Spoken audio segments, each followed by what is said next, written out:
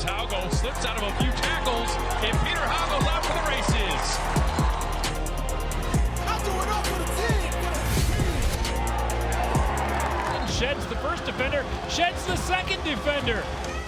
Busted open. Jack Smith down the right sideline and into the end zone. It is a championship edition of Varsity Sports Live. Of course, we are your #1 team for everything high school football. I'm David Brown. That's Jason Andera. We're going to get to Jody Norstead and Carson Zarek momentarily, but a lot of fantastic, interesting, exciting, thrilling finishes across both states. Are you not entertained? Are you not entertained? North Dakota has a couple walk-offs. In South Dakota, we have a 43-point quarter to start out the 11B game. Points. We've got a new champion for the first time in Hot Springs. We had a couple of running clocks to end it out, but all of it worthy of talking about and celebrating here on Varsity Sports Live. Absolutely, and we will celebrate the 9-man classes first. The 9B championship, #1 Avon, #2 Faulkton area. First quarter, third down. Check out Lane Cotton on the run. Charlie Dieter, 32-yard touchdown. Trojans with the early lead. Yeah, they were able to pass the ball a little bit more than most 9-man teams, and Charlie Dieter had a big day. He and Spencer Melius got banged up a little bit, though, and Avon took advantage. Paxton Bierma finds some space, 14-yard scramble, and we are tied at 8. Faulkton punt puts Avon inside the 10, but that's no problem for Isaiah Meyer, 91 yards. You were just waiting for him to break off a big run. He definitely did. Deceptively quick down the field for a 91-yard score. 16-8 Pirates, less than 2 minutes to go before half. It's the Trojans who get the equalizer this time. Look at the field awareness by Garrett Kramer, 73 yards to the end zone, and he tiptoes the sidelines, cuts back toward the middle. He cuts back toward the middle, and he had Isaiah Meyer right on his tail and still found a way to turn on the Jets. 16 all at the break. After an Avon pick to start the third, Pirates take advantage. Landon Mutter, tough Mutter, 13-yard touchdown, 24-16 Avon. Back comes Faulkton. Cotton, the screen, the Dieter makes a man miss, does the rest. 37 yards, but they missed the 2, however, so they're still down 24-22. In the fourth quarter, Pirates extend their lead. Bierma from 3 yards out. They get the 2, so they're up by 10, 32-22. This is 4th and 13 for Faulkton in their own territory. They line up Garrett Kramer out wide because Dieter was banged up a little bit. They were missing Melius, but he came up huge. That cuts it to 32-30. They got a touchdown called back on their final drive for penalty. This is their last chance, and Noah Watchorn breaks it up for Avon, and the Pirates win their first state championship in 10 years, 32-30 over Faulkton. What a great way to kick off the weekend of football. It was a back-and-forth game. Nobody really gave Avon a huge chance to win this. I will give credit to Tom Salmon of Hitchcock Tulare. He told me, watch out, Avon is a team good enough to win this thing. And they acted like the #1 seed, even though it was kind of a surprise that they were the #1 seed. Yeah, afterwards we heard from head coach Justin Lucas about that Pirate mentality, as well as some players and how they got the job done. We love to run the ball, obviously. We run the wishbone formation. Not too many teams do that anymore, but we've been running that in Avon since I was a little kid, in the 90s in Avon. So it's great to see that it still works, and we like to power the football right at people. And we're scrambling out. I just made sure I stayed in front of him, and when he finally threw the ball, I didn't know if he was going to throw it to us or not, because, me and Mother had him pretty covered, but then he threw the ball, and all I needed to do was get that hand in there, and I knew I got it. Look back. That 90-yard touchdown. Yeah, just huge hole. Safety was going towards the fullback, so I just got out of there. Keeping our heads up and staying motivated, helping each other up after every play, even the opposite team. We've dreamt of this since as long as we can remember, and I've dreamt of it since 2nd grade when we were here in 2013. Feels great. We're a football town. Everybody knows it. the community's been behind us pretty well. They always have. We love our football in Avon, and glad we can do that for the fans. Well, Avon certainly proved it was a football town. Just a fantastic performance against a Faulkton team that had been such a stout defense all season long, but it ended up being a back-and-forth affair. It was back and forth. Isaiah Meyer, to me, was the X factor in these last 2 weeks. had a great week over DeSmet last week, 177 yards on the ground in this game. And Justin Lucas comes in, does a great job of getting this program on the same page as they added a few pieces from last year's team and made quite a charge. So congrats to the Avon Pirates, your new 9B champion in South Dakota.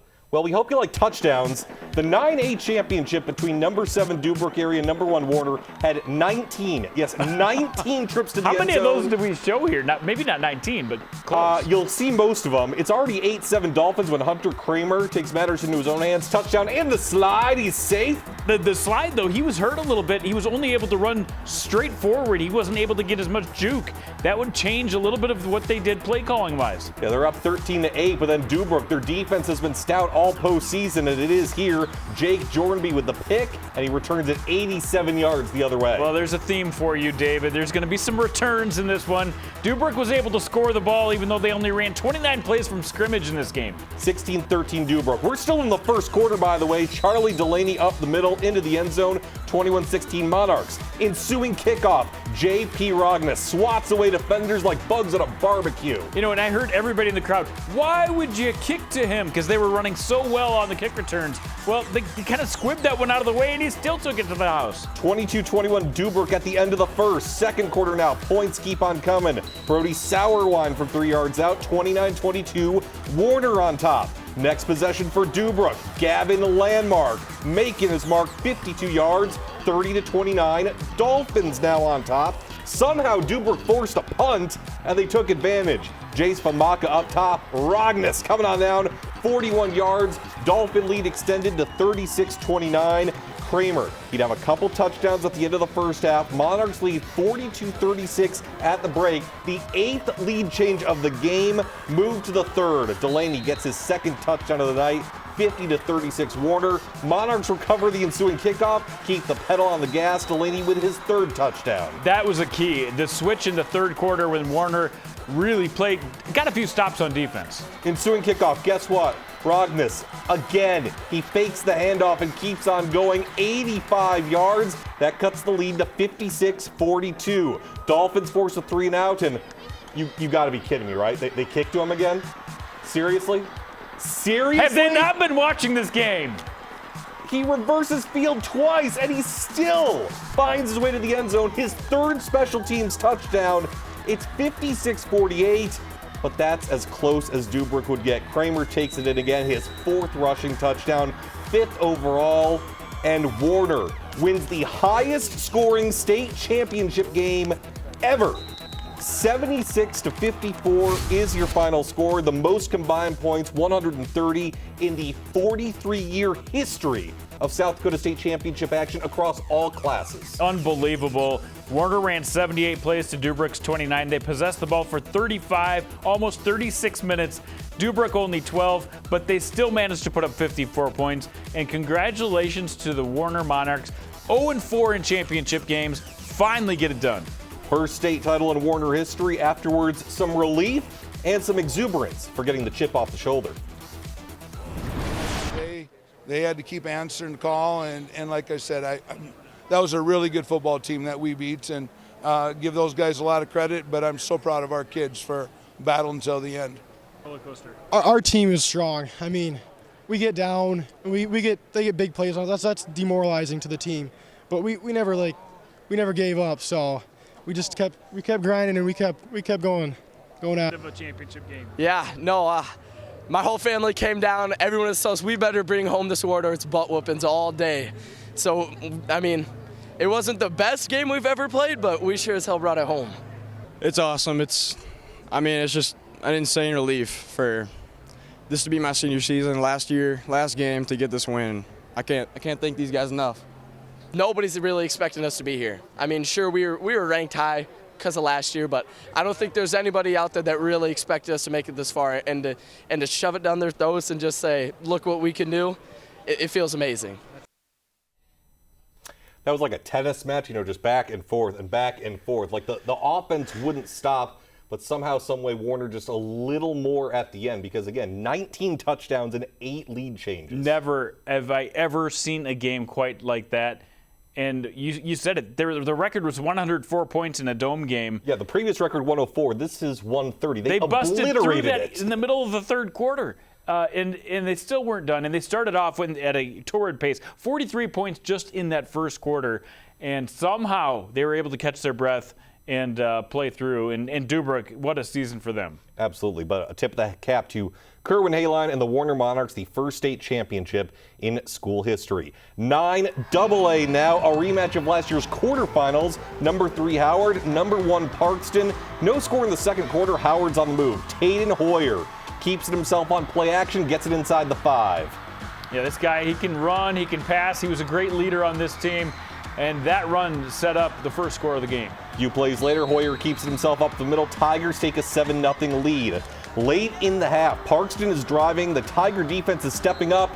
Or are they? It looks like Weston Remmers picks this ball off, but after a review, it's ruled it hit the ground. It didn't allow Howard to add any more points, so it's only 7-0 at the break. And Parkston would take advantage in the third quarter, specifically Luke Borman. 22 yards, 2-pointer no good, so the Trojans still trail 7-6. Came down to a couple big plays. Howard goes 3 and out on its next possession. Guess who? Borman finds a crease, doesn't stop, 74 yards. Yeah, this guy's got the pedal on the metal, and their usual guy taking snaps, sometimes they go to Summer, sometimes they go to Jervik. Jervik couldn't play offense in the second half because of injury, but Luke Borman said, I'm going to put this on my shoulders. And the Trojans didn't really allow the Tigers to get any momentum in the fourth quarter, and Parkston wins its first championship at the 9-man level. 12-7 is your final. The defense on the season, Jason Andera, 12 games, they allowed 30 total points. Yeah, that's just unbelievable. And honestly, the contrast between just getting done with a game that produces over 130 points and then having a just unbelievably defensive-minded game here with 19 total points, it was pretty stark, the contrast in those two games. But let's give the credit to Parkston. And once again, their defense came up big, but Luke Borman came up with a couple big plays offensively, too. Head coach Matt Graves says his team was ultimately ready for this postseason run, and the players were thankful for the community support. We felt this game. We felt the last 3 games. And for us to come mentally at halftime and refocus, it's really beyond words. I'm very proud of these guys, what they have done for our community and so forth, and just give this opportunity and give hope to this group. You know, we had a lot of confidence coming in. Last year we had, you know, we got here, but that wasn't our end goal this year. I've lost a game in here, and now I've won a game in here, and I can tell you winning feels a whole lot better, for sure. It means everything. I mean, like, you should have seen the numbers we had at our pep. I don't think I've seen that many people in our gym before, as we had this morning. So, I mean, it means everything to this community. They have backed us 100% of the way ever since I've been a freshman until now. I'm gonna miss them almost more than anything because they care so much. They put so much into it, and I can't say enough on how great that community is. They deserve everything. I can't even put it into words. So congratulations to Parkston, and obviously, as you mentioned, the stark contrast between this 9AA game and the 9A game, but this has been the hallmark of the Trojans all season long. We were wondering, could Howard score enough to keep up with Parkston? If Parkston got an early lead, but it was Howard who got the early lead, Parkston had to come back and rely on what got them to the dome in the first place. Right. Howard had a couple of possible opportunities that just could not punch it in, and a couple of individuals that really stood out for me defensively. Will Jadozzi, 7 solo tackles, a sack, 2 tackles for loss. He was amazing. And then Braden Jervik, who concentrated just on defense in that second half, and boy, did they need him on defense in that second half. And Parkston, they do it with defense. They get the big plays with offense. That's been the formula all year. So our champions in 9-man, Avon, Warner, and Parkston. Congratulations to all 3 teams in South Dakota 9-man football. When we come back, we will head up to West Fargo. Jody Norstead with a wild recap of all 4 games at Dakota Bowl 31 when we return on VSL. Varsity Sports Live, presented by Farmers Union Insurance. Simply different.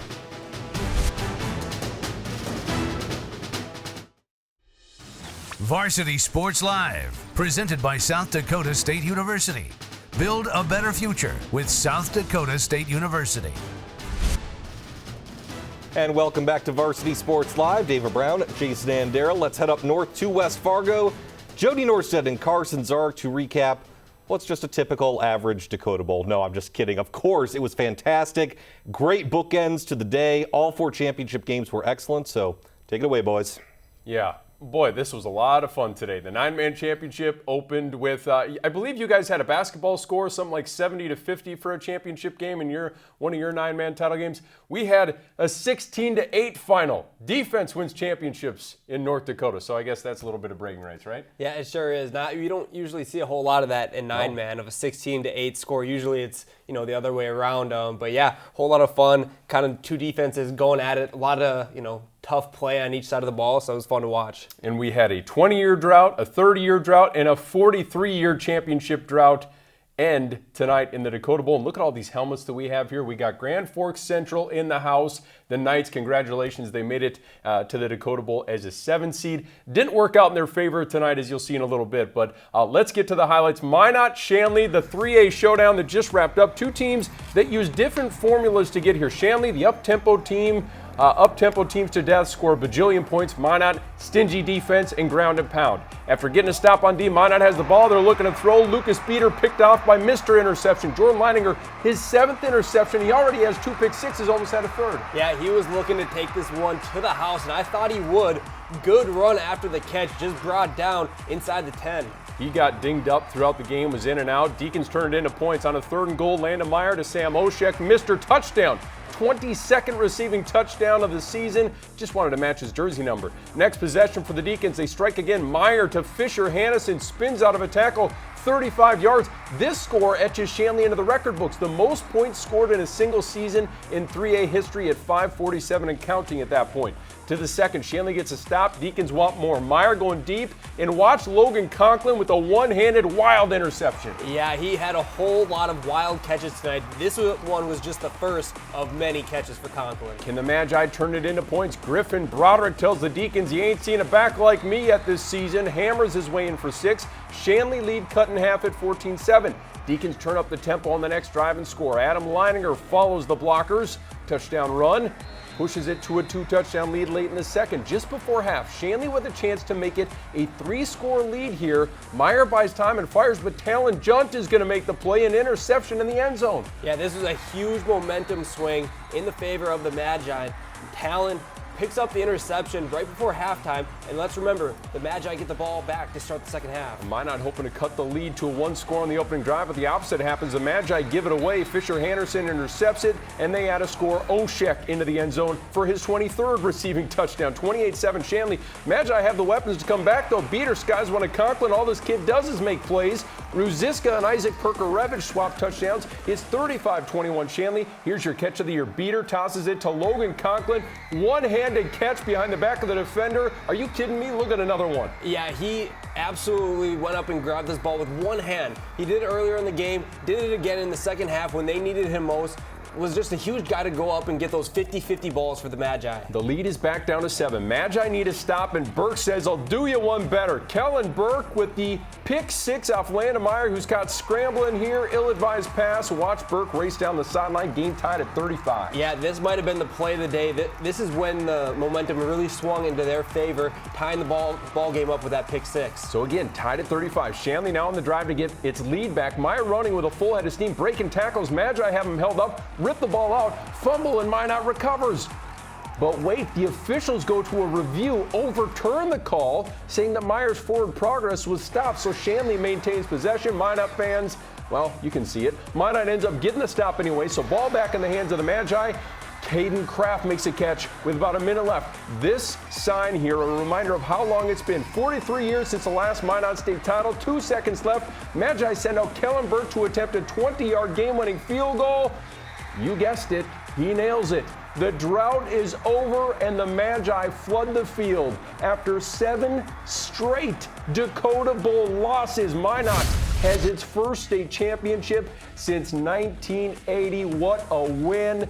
Burke with the game-winning field goal, and of course he had that pick 6. Ruziska, 100 yards and a touchdown on the ground. Conklin, all the players balling out. Credit to Shanley, that explosive offense, the most prolific offense in state history, but it's Minot getting it done on the foot from Kellen Burke. I looked up at the scoreboard. I saw that they had a timeout left. I knew they were going to call a timeout, but I was just in my head, I'm going to do what I do every single week. And thanks to my teammates, they got me in that position to kick that field goal. And this community is awesome. Couldn't do it without these fans. It's awesome. Like seeing that plaque every morning at 6 a.m. when we're working out, seeing that says 1980 and that's it. I mean, we just always wanted to put 2023 on there, and now it's there. This whole postseason run has been something special. You know, we have such a special group of kids. It's absolutely unreal. When we put our minds to something, anything is possible with these guys, and there's nowhere I'd rather be than with these guys. I love all my teammates, and I love the way we work hard and just everything about them. I mean, down at the start, just like last week, you know, we're in the locker room at halftime. We're saying we're not giving up. This isn't over. We know us. We know a group, and we're going to fight. And we're going to fight till the end, and that's what we did, and we happened to come out on top. Shanley's a great team. We just thought we were better in the locker room, and I guess we proved it. For us, all of us just come together, and we were down last week. We did the same thing. We came back, but we just keep fighting, never give up, and it's crazy. All our team just have each other's back. It's crazy. Credit again to Logan Conklin. He made a play in the third quarter that got us going, and then he made some more, and we had guys just step up. And then it became, you could feel the momentum on our sidelines, and it was palpable, and we put ourselves in position to win a game against a really good football team. This group has showed resiliency for 4 years. 2020, they started being a part of setting that standard. And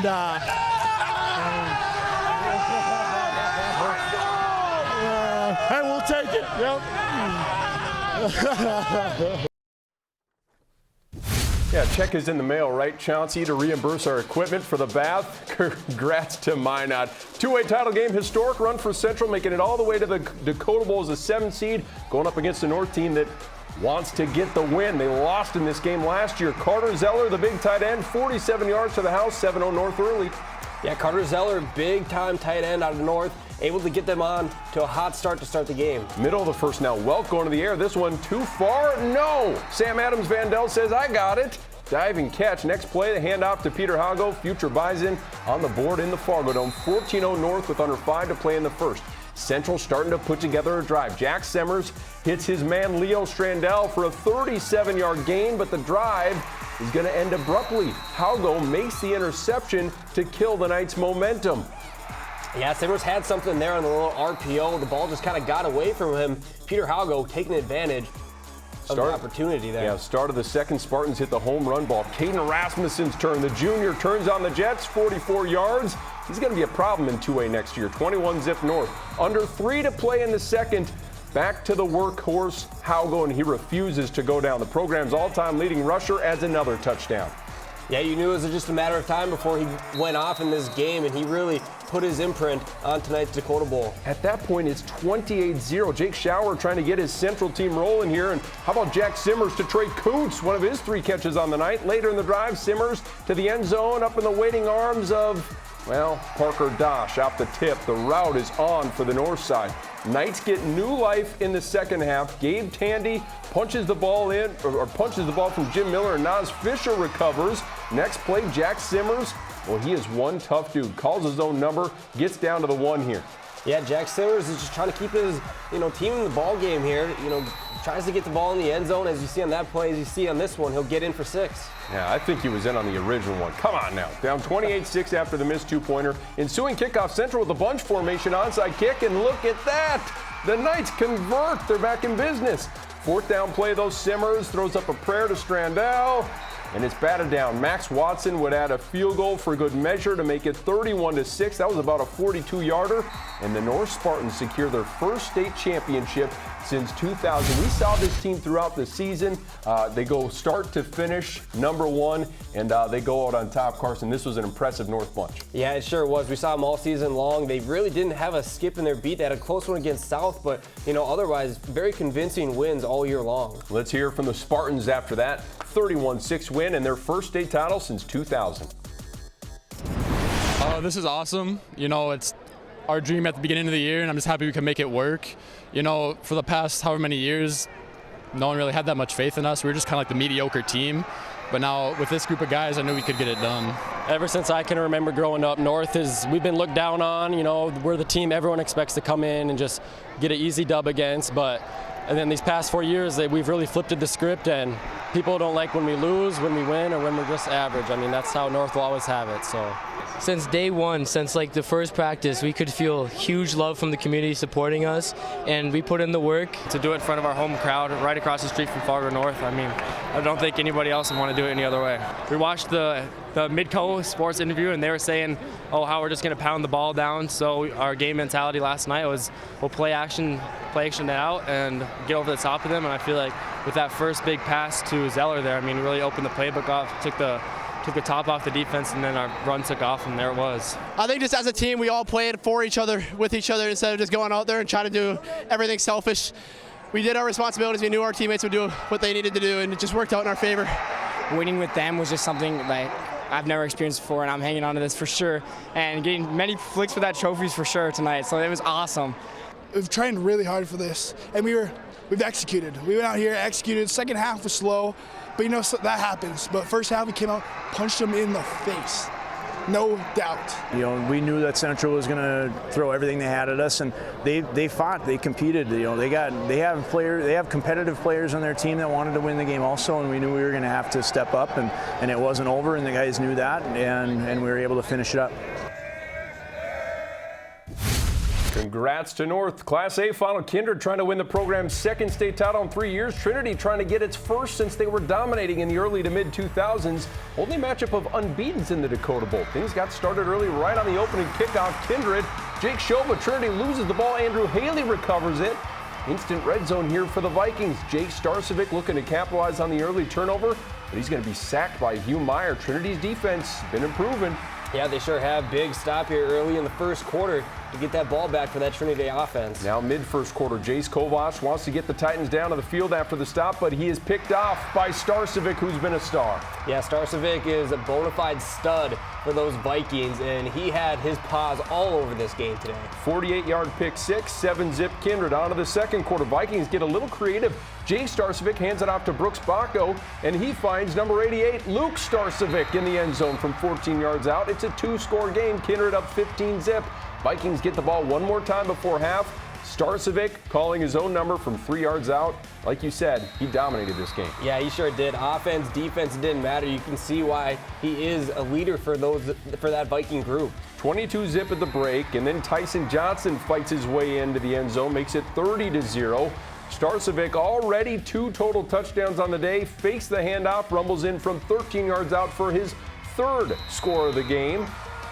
The Thompson transfer smelling a state title. He played for Thompson the last couple of years, was an all-state kid, 120 rushing yards. Last chance for the Titans, they do get on the board. Ty Dossinger from the Wildcats scoots in, but this one dominated by Kindred, 36-7. The Vikings, after winning it a couple of years ago, they add another to the trophy case. 2 in 3 years. Let's hear from those victorious Vikings. Number 7's a really tough runner, runs hard, he's a big kid, and I think our defense, we just knew we were going to come out here, we knew we were going to win, we had that attitude. Our mission was to stop number 7, those twins are fast, we tried to lock them up as much as we could, and we did our job and come out with the W. Those turnovers early in the game and momentum shifters are very big in any football game, especially this one though, with the crowd and the echoing they do, it's just, yeah. It's amazing. There's really big momentum plays early, and we knew we were going to have to start fast, but forcing a fumble on that kickoff was huge, and then Jake's pick 6. I mean, those are kind of tone-setting plays, and we're able to keep the momentum on our sideline the entire game, and our kids never looked back. We were working on that all week. Something my dad had in his back pocket, in case we really needed it. Came out, executed, and we got a touchdown out of it. We basically, Coach Stark told us to just run the ball down the middle and just dominate them basically, and we did. This feels amazing to do with these guys, and we had a bunch of leaders that 2021 season. We had some leaders now, and then Jake coming over, he's a huge leader and huge part of this team. I just loved how we played and love how we all played, and I'm very proud of these guys. We got an amazing supporting community here in Kindred, and just being able to do it with these guys, everyone in this community supports us, supports athletics, so it's just awesome. They all have each other's back, all pulling for each other, and it's just great. Let's talk some 9-man ball. South Border making its first ever Dakota Bowl appearance. North Prairie rolling into the Dome for the first time since taking runner-up honors in 2015. Cougars averaging 55 points per game. Mustangs averaging 46. We got a shootout coming, right? South Border in the red zone opening drive. Berkeley France to Levi Buchholz down to the 2. Cole Stock plays follow the leader, and it's 8-0 just like that. Here comes the offense, right, Carson? Yeah, you thought so. Well, that opening drive, they marched down the field with ease. Not so much as the game progressed. This game was 48 minutes of pain. Here's one of many big hits. Havlin DeLong loses his helmet. Nice gain for North Prairie. Cougars strike. Blake Matson, their top weapon. He was forced to move from running back to quarterback early in the season. Scores, adds the 2-pointer to make it 8-all. South Border ball now. France going to the air, and Matson makes another play. The ball comes out here, but officials rule it an interception. Yeah, Matson played a big factor on offense and defense. You can see why, he's kind of a big contributor for this team. 8-8 at the half. Second half, defense shining for both sides. Daniel Schumacher, number 72 for South Border, was all over the place. This one of his game-high 11 tackles. Mustangs get a stop. Turnovers killed South Border all day, though. Another ball left hanging, and Jonathan Mears grabs the interception. You're not going to win a lot of games when you're turning the ball over like this. Yeah, it's kind of just, a needle in your paw when you're turning the ball over as much as they did today. The Cougars not able to do much on offense, though. Mustangs defense swarming. DeLong wrapped up by Schumacher and Colin Gettle. South Border ball again. Another turnover. Future Bison Nate Tasted pokes it loose from France. North Prairie recovers. This time they're able to turn it into points. Short yardage. Matson keeps those legs turning for 6. As a running quarterback, you know that you got to do this, right? Yeah, he's in that kind of wildcat type of formation, and when he gets in the red zone like that, he's getting the ball. And then the 2-pointer. Matson does the same thing right up the middle. 16-8 North Prairie heading into the 4th. South Border back in position to answer, though, but they turn it over for the 4th time. How about this play? Another pick for the freshman, Mears. Yeah, I believe he ended up getting player of the game tonight, and you see why with the 2 interceptions, which kind of were the deciding factor in this game. Mustangs get a stop, still have a chance in the final minute. France on the QB draw. DeLong wraps him up inside the 5. Timeout called. South Border has it at the 3. 12 seconds left, no timeouts. France is going to run it again. The Tasted brothers stop him at the 2. Brett and Nate. South Border scrambles to get back to the line to spike it. France is going to drill it into the turf, but it is 1 second too late. And the celebration, as soon as North Prairie sees the time, the celebration is on. For the first time in co-op history, North Prairie is a state champion. Roulette won it way back in 1990. The Cougars win a rare 9-man defensive slugfest. 16-8. Matson finishes with 90 rushing yards, 2 scores on 30 carries. Afterward, I asked Nate Tasted about the defensive stand in the final seconds. Kind of figured they would go draw or blast or whatever they went with, but just play physical up front, play extended, and hopefully make a tackle. Well, we just figured we got to get off the ball quick and play as physical as we possibly could. This is the last game, so we decided to leave it all on the field, and that's what we did. Yeah, we got a great D-line. They're really physical up front, and it just really lets our secondary just fall back into coverage and really focus on that ball. Happiness and a little bit of relief, because I feel like this team, this was the plan all along to get it done and win this game, so it was great. Back in 6th grade, me and Nate and Carter, this was our dream. Knowing that our defense had to come out today, it's just there's nothing better that you could ask for than a good defensive battle. I think to me, to all of us, means the most to bring it home for the fans. They've given us just the best support we could ever ask for all year long. I mean, our travel games, even we had a couple long road trips, and everybody showed up. And both teams left it out on the field. Hats off to South Border; they're a great team.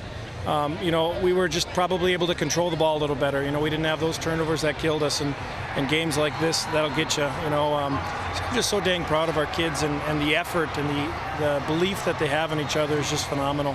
I don't know the last time I saw a 9-man game that ended 16-8, and just the fight at our guys. And I said that all year, like, that's what we are. We're tough, we're gritty, we're gonna fight for every inch and scratch and claw and do whatever it takes, and we did that, and we did it for each other. We had guys that they're not going to be walking tomorrow, but they were going to do it for those guys around them, and I couldn't be more proud of my guys and how hard they fought, and I love those guys so much, man.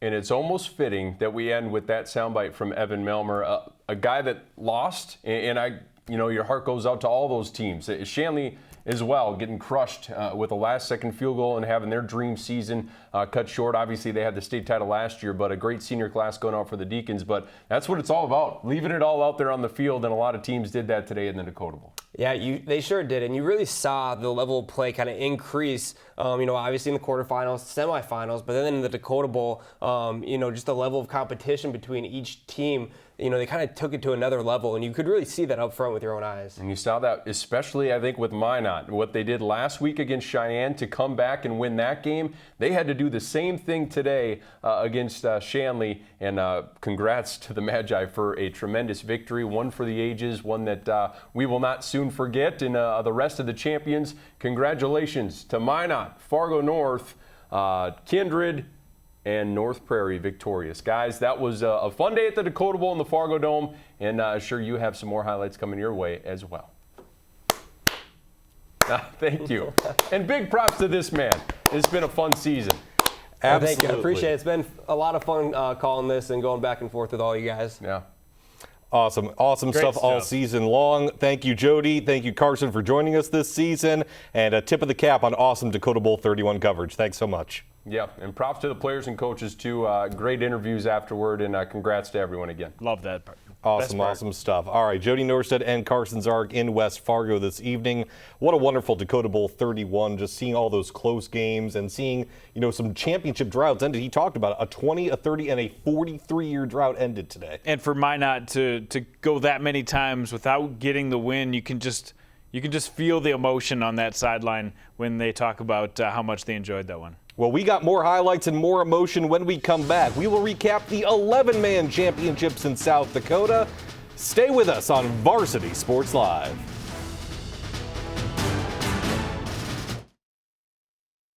Varsity Sports Live, presented by Farmers Union Insurance. Simply different.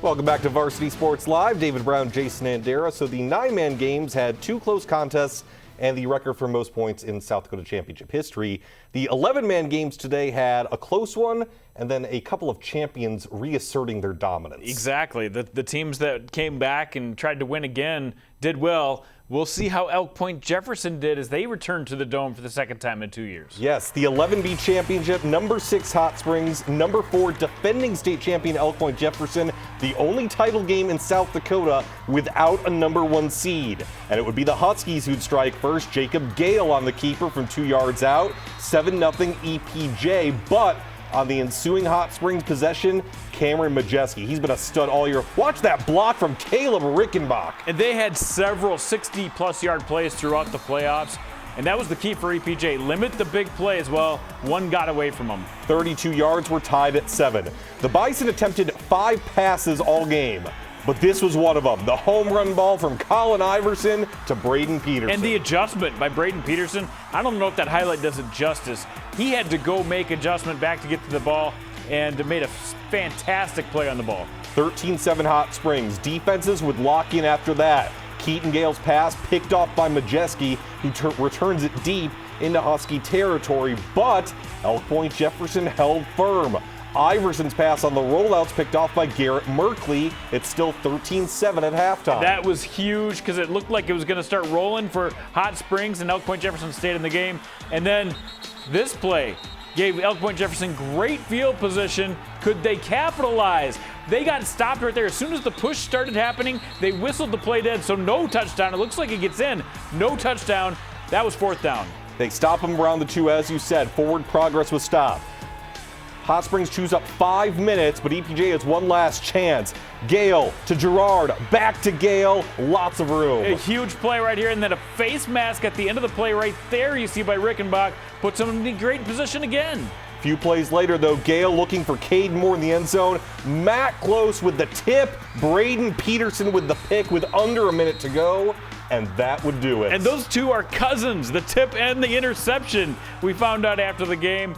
And those cousins bring a championship home to Hot Springs. Haven't been to the Dome in 20 years and get it done this time. Their first state championship in school history, 13-7 over the defending first-time champions from EPJ. So back-to-back first-time champions in Class 11B. Afterwards, we heard from an emotional Ben Kramer and the Hot Springs players about what it meant to win it all.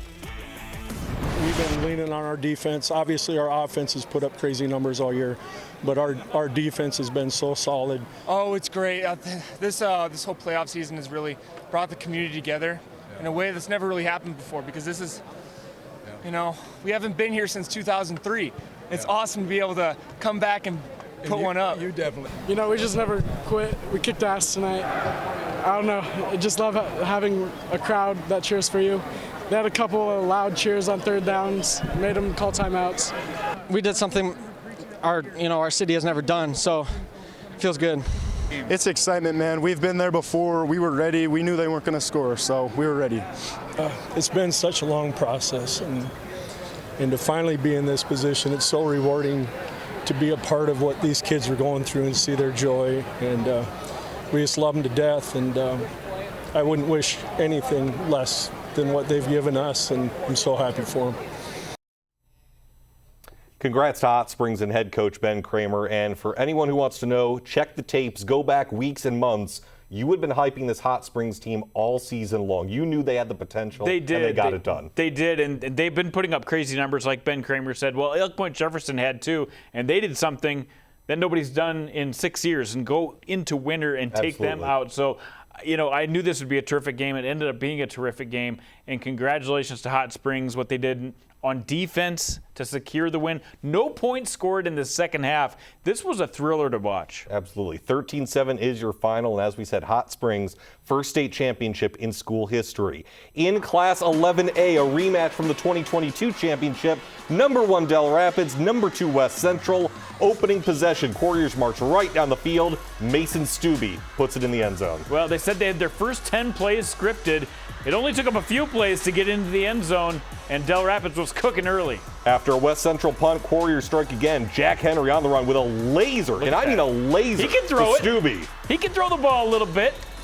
14-0 Del Rapids, and the fun was just beginning. After a Trojans fumble, Couriers with some trickeration, the reverse flea flicker. Tad Jaden is wide open, 59 yards. Yeah, the West Central fans were really taken out of this game early by Courier Nation. Offensive momentum carries into the second, 26-0 when Henry, the future SDSU Jackrabbit, finds Jaden again.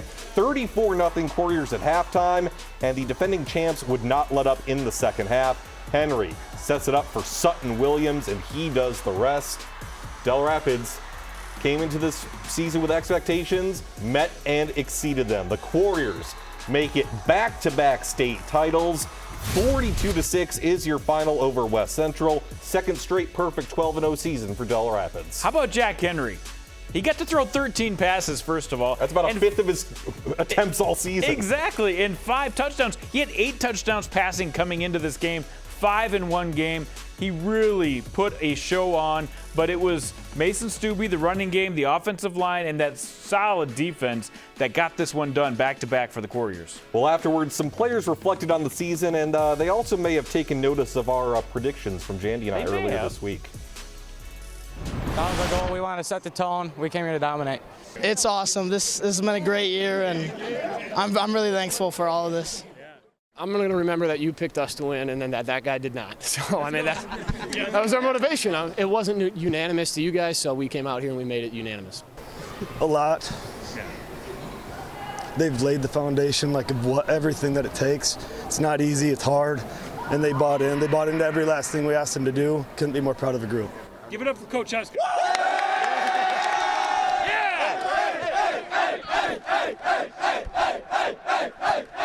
You love to see the emotion from Coach Huska and the players. And I'm that guy. Taylor Swift, I'm the problem. It's me. Mea culpa, Jack Henry. You proved me wrong. Yes, I did pick West Central on Football Insiders earlier this week, but now it is unanimous. You guys won. You were right. I was wrong. I can be the bigger man and admit it. Let's be fair. This guy won the pick'em competition, first of all. Overall. And but you always get some wrong. Second of all, exactly. You're going to get some wrong. But hey, I have never celebrated with a team that's had more fun than this Del Rapids team. And it was fun talking to him afterwards, talking to Jordan Huska. He said, we didn't see any of this. These guys were zeroed in all week.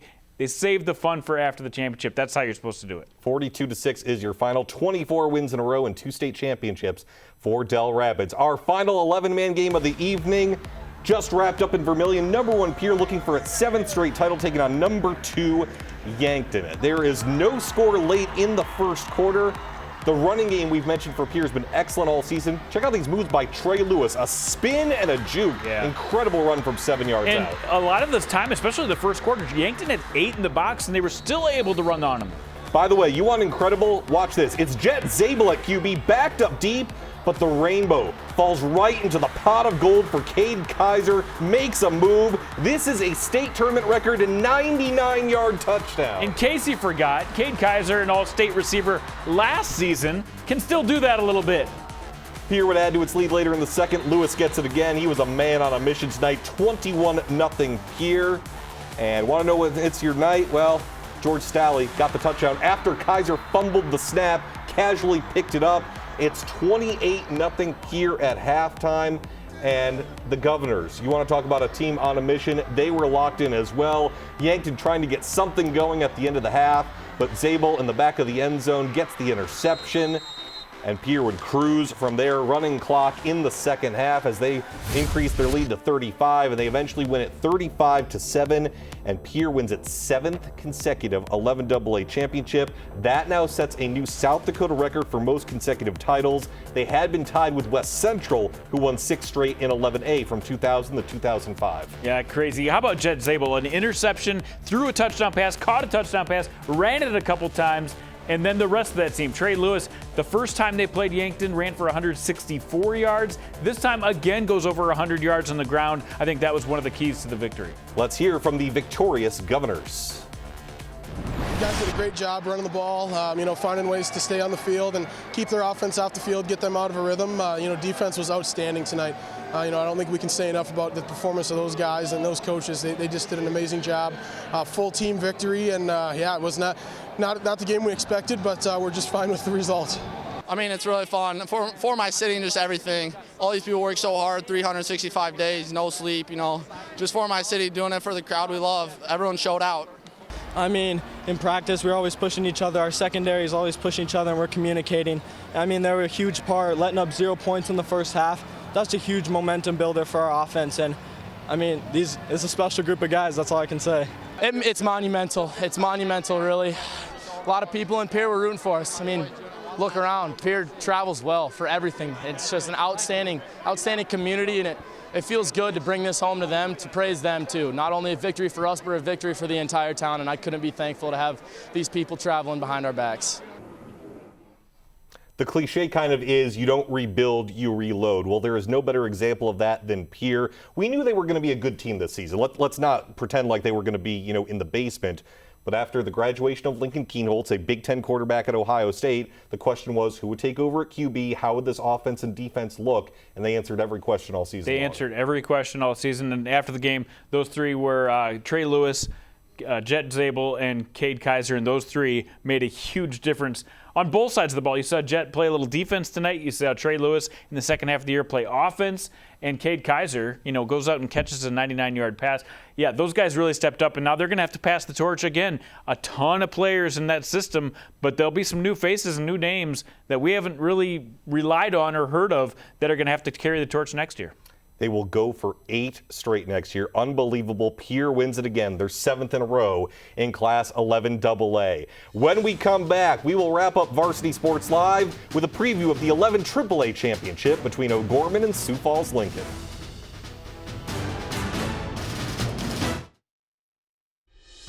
Varsity Sports Live, presented by South Dakota State University. Build a better future with South Dakota State University. Welcome back to Varsity Sports Live. That's Jason Andera, and yes, for you, Jack Henry, I'm the other guy. Yes, you can screenshot this, do whatever you need to. Mea culpa. You guys were great. 42-6 Del Rapids over West Central in the 11A title game. We got one more tomorrow night, 11 AAA, number 1 Sioux Falls Lincoln, number 3 O'Gorman. When they met earlier in the regular season, it was a game here on Midco Sports. It was 58-35 Lincoln, but O'Gorman kept it close in the first half. It was close. Lincoln, of course, got out to a great start like they usually do. They came back strong with a Maverick Jones touchdown that you see right here. They scored again in the first half, got it within a score at halftime. But in the second half, the difference really was Draven Hodge. And Draven Hodge hasn't been 100% these last couple of weeks. So we'll see if that difference is the difference in tomorrow night's game. Absolutely. Sioux Falls Lincoln had their toughest test of the year in the semis, 28-21 over Brandon Valley. So very difficult game for Lincoln. We'll see if O'Gorman can use a similar game plan to what the Lynx did. That game tomorrow at the Dakota Dome in Vermillion. Thanks all season long for watching Varsity Sports Live. For Jody Norstead, Carson Zarek, and Jason Andera, I'm David Brown. You've been watching VSL in 2023.